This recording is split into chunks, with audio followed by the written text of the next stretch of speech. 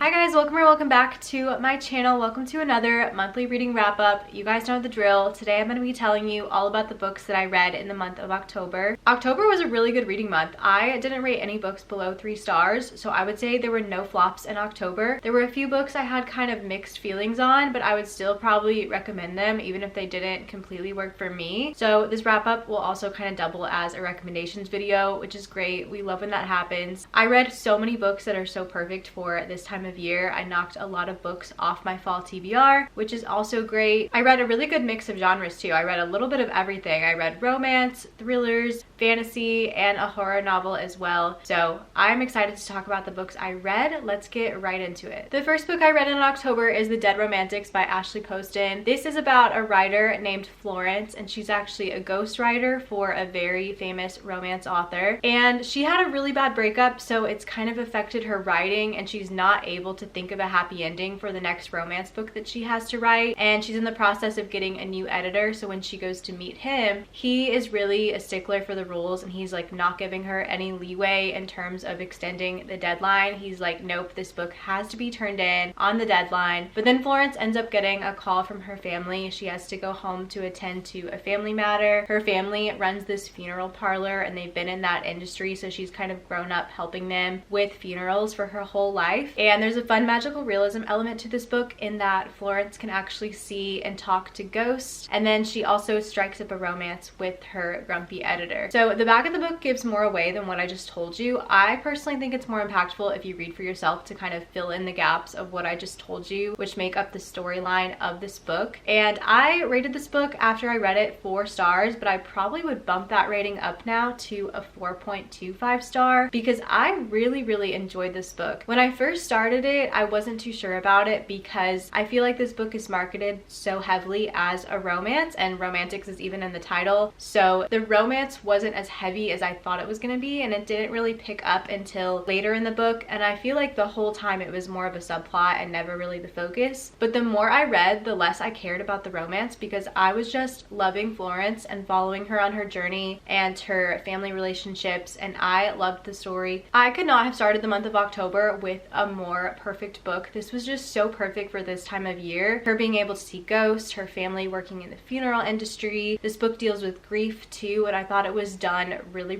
well. I just loved it. And also Florence's hometown is in South Carolina, and the little things about South Carolina in there, I was like, you would not know that unless you were from there. So I was looking up stuff about Ashley Poston, and she's from South Carolina, which if you don't know, I'm from South Carolina too. And she went to the same college as me, which is so exciting. It makes me want to support her even more. I was already super excited to pick up the 7-Year Slip, her newest book, and now I'm even more excited. This was great. I loved it. Highly recommend, especially for this time of year. And then the next book I read is One of Us is Dead by Geneva Rose. I actually listened to this on audio, and this book was one that was kind of on my radar for the fall, but I didn't add it to my fall TBR because I was like, if I read it, great. If not, that's fine too. But I saw it on Hoopla, and I remember someone recommending it for fall because they said it has a Halloween party in it and it takes place around the fall time. So I was like, sure, I'll make this be my audiobook that I listen to in the background while I'm doing other things. I listened to The Perfect Marriage by Geneva Rose last year on audio and thought it was well done, so I was like, why not? I'll give this one a try for the fall. And this one is about this catty group of wealthy women. It's basically like Real Housewives of Atlanta, but there's a murder involved. It takes place in the very affluent part of Atlanta, which if you're familiar with the area, it is Buckhead. The audiobook of this was great because there's a different voice actor for each woman in the friend group, and it really helped me know the characters better and understand and differentiate all the women from one another. And then we also get the perspective of their stylist at the salon that they all frequent. And I ended up giving this one 3.5 stars. I thought it was so fun. It wasn't the most thrilling page turner of a novel, but I was still so entertained. I didn't really care about trying to figure out what was going to happen because I was just along for the ride and having a good time. One of the women in this book, Olivia, she's very much a Regina George type of character, and she had me cracking up. She was so funny. She would just say the meanest, cattiest things, but they were just so out of touch that it was just hilarious. And I thought it was a really good time. I would recommend. It wasn't like my favorite thing ever, but very entertaining. The next 3 books that I read are all new release romances that came out in October, and I filmed a new release romance reading vlog. So if you want to know more in-depth thoughts about any of these next next 3 books. Check that vlog out if you haven't seen it yet. But the first book I read for that video is Wildfire by Hannah Grace. This is the follow-up to Icebreaker, and we're following another guy on the same hockey team named Russ, and he has a one-night stand with a girl named Aurora that he meets at a party and goes to the same school, and then it turns out that they both end up getting jobs at the same summer camp together, so it ends up being like a forced proximity kind of situation. And I liked this one. I gave it 4 stars. I rated Icebreaker 4 stars as well, so I liked them the same, I would say. I feel like this one is very different to Icebreaker. It's kind of hard to compare because I like different things about them. I think one of my favorite things in both books is the friend group and the found family. I loved the crumbs we got of the found family and seeing the friend group in this book, and it kind of had me wishing that this book was set back at the college, because the summer camp setting I didn't love quite as much as I thought I would, and I loved the scenes of the friend group even more than I loved the scenes of the couple. Not to say I didn't like the couple. I really liked Russ, but I don't know, it was this weird situation for me where they had this one night stand and now they're working at the summer camp together and they can't get together because there's like a no fraternization policy while they're working together. So I felt like when we would be in their heads, they would be like, oh, I really want to be with this person, I really like this person. But they ended up kind of forming a friendship first to avoid breaking the rules, and then the relationship bloomed from there. So it ended up being like a friends to lovers kind of situation, more of a slow burn. And I don't know, it kind of took away some of the romantic aspects to me. It made the couple feel more platonic than building up tension for this romance and making me really want to root for them to get together. But I still really liked it. I flew through this book. Something about the writing just was so addictive. I couldn't put this book down, and I really enjoyed it and I would recommend it. The next book I read is on Kindle Unlimited, so I read it on my Kindle for that same vlog, and it is Caught Up by Liz Tomford. This is the 3rd book in the Windy City series, and this is probably my most highly anticipated release for the second half of the year. I have been so obsessed with this series, so I couldn't wait for this book. But I have to say I wasn't excited for Kai's book in particular, just because the tropes aren't my usual favorite tropes, and it's a baseball romance, which I'm not the biggest baseball person, but I was still excited because of how much I've loved this series. So Kai, like I said, is a baseball player. He's in the MLB. He's also a single dad, and he's very overprotective of his son Max. So he has trouble keeping a nanny around. He pretty much will hire one and then fire them a week later. So he's considering retiring early from baseball to devote his full attention to taking care of his son. But his coach, Monty, doesn't want that to happen. He doesn't want Kai to throw away his talent. He makes lots of accommodations for Kai. He lets Max kind of travel on the road with them for away games. And this is where our female main character, Miller, comes in. She is a pastry chef and she's kind of burnt out. She's not feeling very creative. She's kind of lost the creative spark she had in the kitchen. She's taking the summer off and she ends up going to spend more time with her dad, who is also Kai's baseball coach, Monty. And Monty recommends Miller to be Kai's nanny for his son Max. And so it becomes single dad, nanny romance, coach's daughter. And I liked this one, but it did fall just a little bit flat for me and I was a little bit disappointed. I ended up giving it 3.75 stars. The biggest thing to me, I felt like the pacing was a little bit off. Miller's character was very forward and very flirty, and Kai made it known too that he was attracted to Miller. So there was definitely that physical connection from the start, and I felt like the tension was broken super early. And then it became this weird kind of like push and pull where Miller was leaving at the end of the summer and there was like a deadline of, oh, we can't be together because of this. I don't know, the pacing just felt off, but I still did really like it. And I do think that because it was like a baseball romance,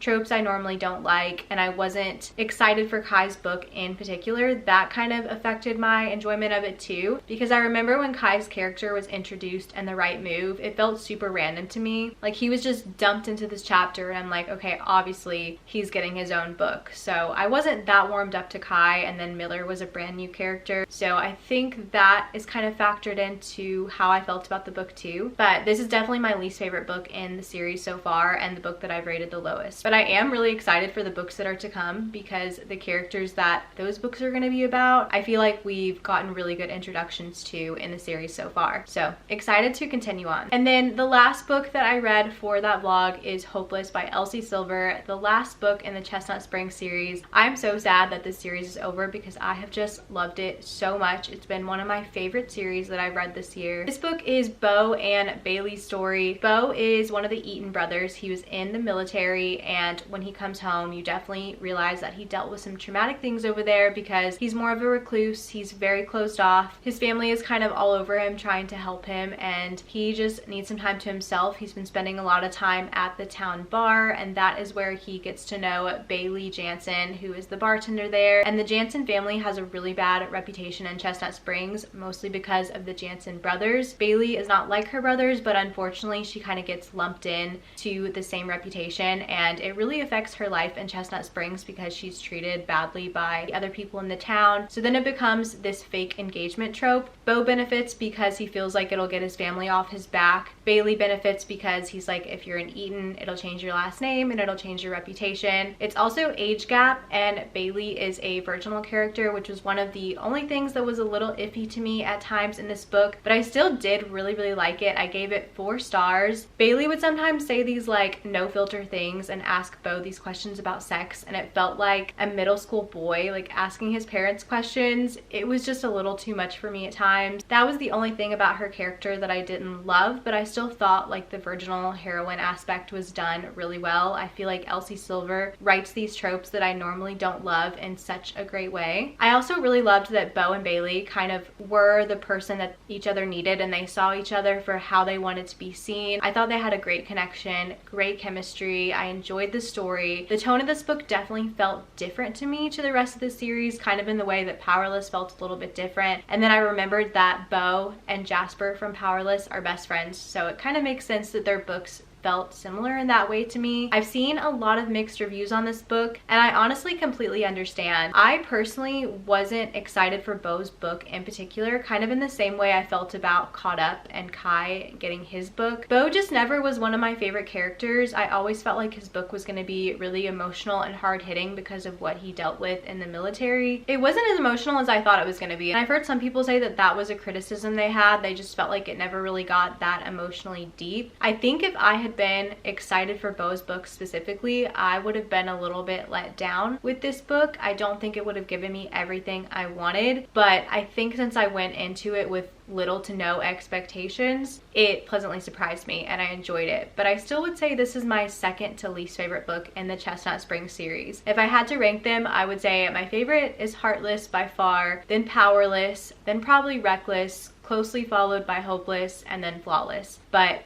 I still really enjoyed this book, would recommend the entire series. I loved it so much. I think there's something in there for everyone. I love that everyone kind of has their own favorites in the series. I think that's what makes it so fun, and Elsie Silver does a wide array of tropes really well. Highly recommend the Chestnut Springs series, and I can't wait for Elsie Silver's latest series that she announced coming out next year. I think it's going to be so good. And then I read Wrong Place, Wrong Time by Gillian McAllister. This one actually takes place in October. It starts in October, so it was a good one to read this time of year as well. This one is about this mother who is looking out the window one night and she witnesses her son stab this stranger, and then when she wakes up the next day, it's the day prior to the murder, and she keeps waking up the day prior trying to stop the events and figure out who this person was that her son stabbed and what is going on and put the pieces together. And I ended up giving this one 3 stars. I would say for the majority of the book, I was very confused. It was pretty convoluted, and I felt like there were a lot of really tedious details that I was using a lot of brain power to file away and be like, okay, I need to remember all these things to figure it out myself. And it got a little bit repetitive. I feel like the time travel element just got a little bit confusing because we were going in reverse and it was kind of hard to keep track of everything. But I will say the reveal was so good, and it made everything make sense to me, and it brought everything together. I don't know if the payoff was worth it because I was so confused the whole time and I got a little bit bored, and it made me kind of checked out and not super invested in the characters and the story. But I did really end up loving the reveal and the takeaway message. I thought it was really good. So I have kind of mixed feelings about it and settled on 3 stars. I think a lot of people will really like this, but just a little bit too convoluted throughout for me, but loved the ending. Then I read Mexican Gothic by Sylvia Moreno Garcia. Garcia. This is a horror novel set in 1950s Mexico, and it is about our main character. I think you say her name Nomi, correct me if I'm wrong, but she gets a letter from her cousin who is recently married. The letter is kind of out of character. Her cousin sounds very frantic. She sounds like she's in trouble. So her father is like, you need to go check on her. So that's what she does. She ends up going to this old Gothic manor where her cousin lives with her new husband and his family. And when she gets there, the cousin seems okay, but then she starts kind of acting like how she was in the letter, and things seem a little weird with the house, things seem a little weird with the husband and the family, and so she's trying to figure out what is going on. I gave this one 3 stars. It really hooked me from the beginning, and then the middle kind of dragged in some parts. I feel like it got a little bit tedious. I really loved the setting though. I thought the 1950s Mexican Gothic vibes and the house were great. That is like right up my alley, and I loved that aspect of the story. I also loved our main character. I feel like she was a really strong woman who stood up to the men trying to put her down, and especially for the time that this story takes place, I really loved to see that. This book has a lot of symbolism that I feel like has real life meaning, so I thought I had things figured out, but I actually didn't guess the reveal at all. But I don't know, I wasn't that blown away by it. It was different and interesting, but I feel like some of the explanations for the details in the ending got a little bit confusing, and I don't know, I just kind of checked out by the end because the middle dragged so much for me and felt so repetitive. I didn't really care, and it wasn't that impactful, so I have kind of mixed feelings about it. I really liked some things about it, but other things were just kind of okay to me and didn't blow me away. So somewhere in the middle is where I landed with a 3 star. And then we saved the best for last. I read Caraval by Stephanie Garber. This is the start to a trilogy, and I pretty much was reading this just because I've been so excited to read the Once Upon a Broken Heart trilogy, which takes place in the same universe. Everyone has been raving about that series, and everyone says you don't have to read Caraval first, but I'm the kind of person where I have to read it first. Like, that's just the way my brain works. So that's what I did. This story is about 2 sisters named Scarlett and Donatella, and growing up they have heard all of these stories about the magic of Caraval, which is this performance type thing, this magical like circus slash carnival created by this guy named Legend, and it takes place once a year in a different location. It'll just pop up, and it's very exclusive. You have to get an invite to be able to go and attend, and Scarlett has always dreamed of going to Caraval. She's written a letter to Legend every year asking him to go, and finally she and her sister get an invitation to go, but now she's at a point in her life where she's kind of hesitant to go because she's engaged to be married to this man who she sees as kind of her escape and her ticket away from her abusive father. So she doesn't want to risk missing out on that if she goes to Caraval, because her wedding is like the same week. But her sister is more adventurous and a risk taker, and she's like, we have to do it. So they end up going, and when they get there, Donatella ends up getting kidnapped, and the whole point of the game becomes to find her sister. And I loved this book so much for the majority of it. I got so swept up in the world of Caraval. I thought it was so fun, so whimsical. I loved the clues aspect. I loved the mystery aspect. I loved the characters. I loved the subplot of romance so much. Oh my gosh, it was so good. And I was like, this is gonna be an easy 5 stars. I can't believe I've only heard mediocre reviews of this. I was just reading this as like a means to an end to get to the Once Upon a Broken Heart trilogy, but if I'm loving this much, then no telling how much I'm gonna love the Once Upon a Broken Heart trilogy. But then the ending came, and I don't know, it just really fell flat for me. And it's weird because I was loving the whole rest of the book so much that I was like, even if the ending is terrible, this is still gonna be 5 stars to me because this is so good. But the ending kind of negated everything I was feeling throughout the whole book. I don't know, it just felt really messy. It made me question the whole magic system and everything that I thought was so fun and whimsical about this book. And then I started reading the bad reviews on Goodreads, which kind of was swaying me even more, and people were making really good points, and I'm like, did I love this book? I don't know. But I feel like I'm gonna have to go into book 2 to see if some of my hesitations I have with this book and questions get answered. And if they do, I feel like this will still be a 5 star for me. But right now I'm at a 4.75, which is still really good. So I loved it, but the ending was just such a bummer. So I'm gonna go into book 2. Hopefully it resolves some things for me and I will report back. Alright guys, those are all the books that I read in the month of October. It was a really good reading month. Let me know what you guys read in October, what your favorite book was, what your least favorite book was. If you've read any of the books that I have read, let me know your thoughts and opinions on them. I would love to chat in the comments. Don't forget to like, comment, subscribe, and I will see you guys so soon in my next video. Bye guys.